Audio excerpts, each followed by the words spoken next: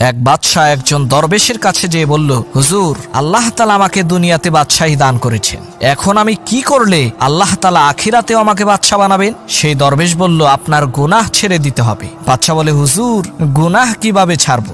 দরবেশ বলল, আপনি প্রত্যেক দিন 100 বার মৃত্যুর কথা স্মরণ করবেন। বাদশাহ বলল, ঠিক আছে। 1 মাস পর বাদশাহ আবার দরবেশের কাছে এসে বলল, হুজুর, আমি স্বর্ণের তৈরি তসবি দিয়ে প্রত্যেক দিন 100 বার মরণ মরণ তসবি জপি, তারপরও গুনাহ ছাড়তে পারছি না। দরবেশ বললেন, তোমার তো মৃত্যুর কথা স্মরণ করা একবারও হয়নি, তুমি তোমার বাদশাহী একদিনের জন্য আমাকে দাও, আমি তোমাকে শিখিয়ে দেব কিভাবে মৃত্যুর কথা স্মরণ করতে হয়। বাদশাহ বলল, ঠিক আছে। এবার দরবেশ ক্ষমতায় বসলেন, সিংহাসনে বসেই জল্লাদকে অর্ডার করলেন, বাদশাকে এই মুহূর্তে হত্যা করো। জল্লাদ দৌড়ে এসে বাদশার গলায় ছুরি ধরার সাথে সাথে বাদশা জ্ঞান হারালেন। জ্ঞান ফেরার পর দরবেশ তাকে বললেন, সবেমাত্র একবার মৃত্যুর কথা স্মরণ